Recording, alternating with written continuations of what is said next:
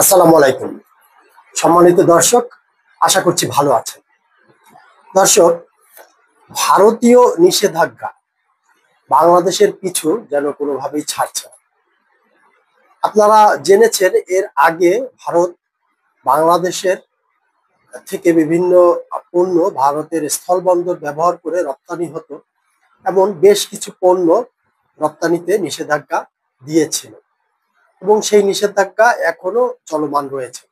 তারও আগে ভারত বাংলাদেশকে ট্রান্সশিপমেন্ট বাতিল করে এবং এই ট্রান্সশিপমেন্ট এবং স্থলবন্দর ব্যবহারের যে নিষেধাজ্ঞা, এটিকে কেন্দ্র করে ইতিমধ্যে বাংলাদেশ পোশাক শিল্প সহ বেশ কিছু খাতে ব্যাপকভাবে ক্ষতির সম্মুখীন হচ্ছে ভারতীয় এই নিষেধাজ্ঞার কারণে।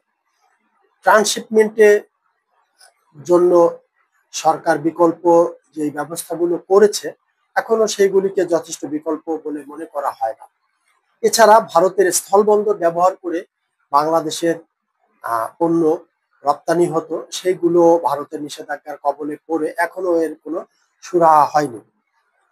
বর্তমান সরকার ক্ষমতায় আসার পরপরই ভারতের সাথে এই সরকারের সম্পর্ক আসলে তলানিতে গিয়ে ঠেকে এবং আমাদের সরকারের বিভিন্ন দায়িত্বশীল মহলের নানা রকম বিতর্কিত কর্মকাণ্ড, যেগুলো কোনোভাবেই কূটনৈতিক কর্মকাণ্ড হতে পারে না, বা একটি সরকারের যেই পররাষ্ট্র নীতি থাকে বা পররাষ্ট্রের মন্ত্রী বলি বা উপদেষ্টা বলি, সচিব বলি, এই ধরনের দায়িত্বশীল ব্যক্তি যারা আছেন তাদের যেই ধরনের কথাবার্তা হওয়া উচিত, আমাদের দেশের আসলে পররাষ্ট্র উপদেষ্টা আছেন কিনা সেটি আমরা বুঝি না। কারণ আমাদের মহাপ্রতাপশালী প্রধান উপদেষ্টার মাননীয় প্রেস সচিব জনাব শফিকুল আলমের সর্বক্ষেত্রে তার যে অবাধ বিচরণ এবং তার যে সর্বক্ষেত্রে যেই ধরনের স্টেটমেন্ট, এর জন্য আমাদের পররাষ্ট্র বিষয়ক কোনো দপ্তর আছে কিনা এটি আমরা বুঝি না। এই সকল বিষয় উনি একাই হ্যান্ডেল করে থাকেন এবং সেই সাথে রয়েছেন মহাপ্রভাবশালী সরকারের আর একজন নিরাপত্তা বিষয়ক উপদেষ্টা ডক্টর খলিলুর রহমান ওরফে রজার রহমান। রজার রহমান কেন বললাম আপনারা হয়তো এটি জানেন, যে ওনার পাসপোর্টে নাকি ওনার নাম রয়েছে রজার রহমান। যদি এটি যাচাই বাছাই করা সম্ভব হয় নাই, কিন্তু ওনার দুটি ফেসবুক অ্যাকাউন্ট রয়েছে, সেখানে ওনাকে রজার রহমান নামেই পাওয়া গিয়েছে, যেটি আমরা তথ্য প্রমাণ ইতিমধ্যে অন্য ভিডিওতে হাজির করেছিলাম।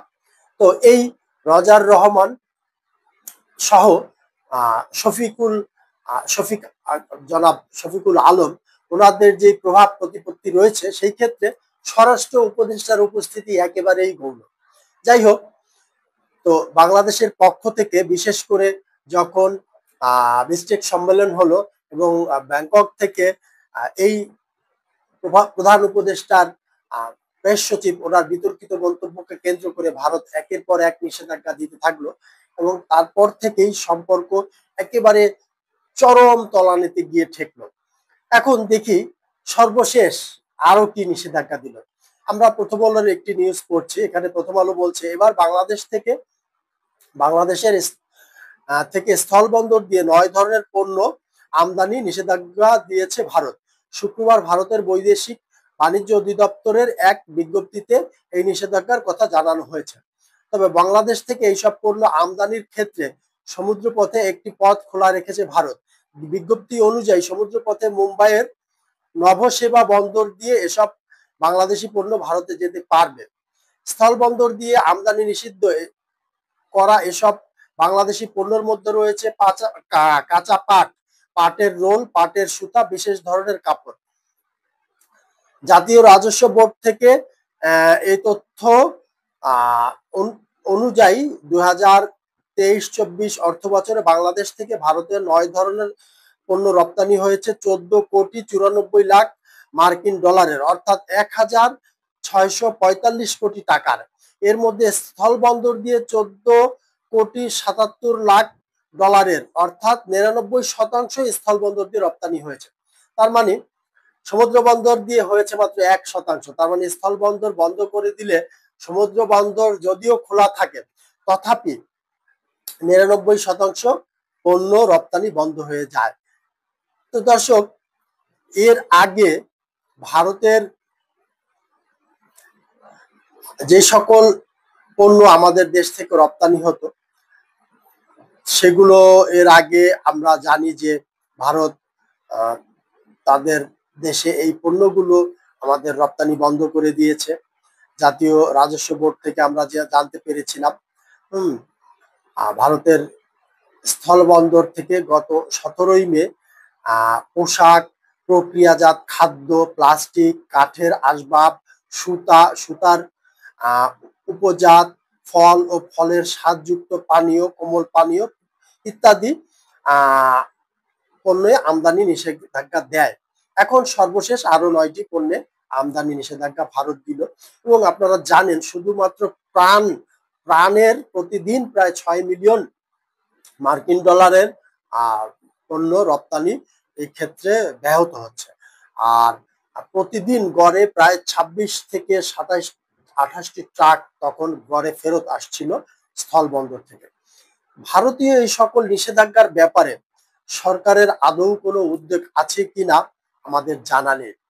ব্যবসা বাণিজ্য নিয়ে সরকারের বড় বড় লেকচার, দেশে বিনিয়োগের বন্যা বয়ে যাবে, একটি বিনিয়োগ সামিট করা হলো, ম্যাজিশিয়ান আশিক চৌধুরীকে বিদেশ থেকে উড়িয়ে আনা হলো, সেই আশিক ম্যাজিকে কি ম্যাজিকের ফলাফল কি বিনিয়োগ হয়েছে আপনারা নিঃসন্দেহে জানেন। বর্তমানে বিনিয়োগ বাংলাদেশের 25 বছরের ইতিহাসে সর্বনিম্ন তলানিতে গিয়ে ঠেকেছে। বিনিয়োগ একেবারে শূন্যের কোঠায়, বেকারত্ব বেড়েছে। তারপরে পাশাপাশি বাংলাদেশের শিল্প কলকারখানাগুলো একে একে বন্ধ হয়ে যাচ্ছে। বাংলাদেশের পুঁজিবাজারে পুঁজি হারাচ্ছে, নতুন কোনো বিনিয়োগ নেই, আছে শুধু সরকারের গাল গল্প। সেই ক্ষেত্রে যেই রপ্তানি ছিল, রপ্তানি হচ্ছিল, এমন জায়গাগুলো সরকার ধরে রাখতে পারছে না। এবং ব্যবসা বাণিজ্যের ক্ষেত্রে সরকারের দৃশ্যমান কোনো পদক্ষেপ আছে বলে কি আপনারা মনে করেন? এই ভারতীয় নিষেধাজ্ঞায় একের পর এক ব্যবসা বাণিজ্য বিপর্যস্ত হয়ে পড়ছে। এগুলো নিয়ে সরকারের, আমরা তো ভারত দখল করে ফেলবো, আমাদের উপদেষ্টাদের সহযোগীরা বড় বড় স্বপ্ন দেখেন। তারা বাংলাদেশের ম্যাপকে বড় করে তাদের ফেসবুকে পোস্ট দেন, ভারতকে নানা রকম উস্কানি দেন, দিয়ে তারা একটার পর একটা নিষেধাজ্ঞার কবলে পড়েন। তারা স্লোগান দেন দিল্লি না ঢাকা। হ্যাঁ, কিন্তু আদতে তাদের কি করার ক্ষমতা আছে বা মুরদ আছে, এটি নিয়ে সন্দেহ জাগে এবং এটি যথেষ্ট তর্ক সাপেক্ষ। এবং আমাদের মাননীয় প্রধান উপদেষ্টা, উনার কি রাষ্ট্র পরিচালনা করার মতো ন্যূনতম যোগ্যতা আছে বলে আপনারা মনে করেন? এখন এটি একটি সন্দেহাতীত বিষয় হয়ে দাঁড়িয়েছে এবং এটি একেবারেই আসলে সন্দেহের কারণ হয়ে দাঁড়িয়েছে। বড় একটি প্রশ্ন এখানে, যে এনজিও চালানো আর রাষ্ট্র পরিচালনা করা কি একই বলে আপনারা মনে করেন? উনি একজন ভালো এনজিও পরিচালক হতে পারে, ভালো এনজিওর কর্মী হতে পারে, প্রতিষ্ঠাতা হতে পারে, বা মাইক্রোফিন্যান্সের একজন ভালো প্রবক্তা হতে পারে। কিন্তু মাইক্রোফিন্যান্স পরিচালনা করা, সুদের ব্যবসা পরিচালনা করা আর রাষ্ট্র পরিচালনা এক বিষয় কি আপনারা মনে করেন? যেখানে ভারতের সাথে সম্পর্ক সহ, চীন, ভারত সহ বাংলাদেশের প্রতিবেশী রাষ্ট্রের সাথে সম্পর্ক আমাদের বিগত সরকারের সময় অনেক ভালো ছিল। সেই সরকার ফ্যাসিস্ট ছিল, স্বৈরাচার ছিল, সব ঠিক আছে, কিন্তু আপনাদের সময় আপনারা করছেনটা কি? আপনারা এত ভালো সরকার পরিচালনা করে আপনারা তো স্বৈরাচার নয়, তাহলে প্রতিবেশী রাষ্ট্রের সাথে সম্পর্ক কেন উন্নয়ন করতে পারছেন না? হাসিনা স্বৈরশাসক হয়ে যদি করতে পারে, তাহলে আপনাদের ব্যর্থতা কোথায়? দর্শক, এই প্রশ্ন রেখে আজকের মতো শেষ করব। আবারও একই প্রশ্ন করব, হাসিনার স্বৈরশাসন আমলে যদি দেশ এর থেকে ভালো চলে থাকে, তাহলে সেই স্বৈরশাসকই কি এর থেকে ভালো ছিল, নাকি আমাদের বর্তমান শাসন ব্যবস্থা এর থেকে ভালো?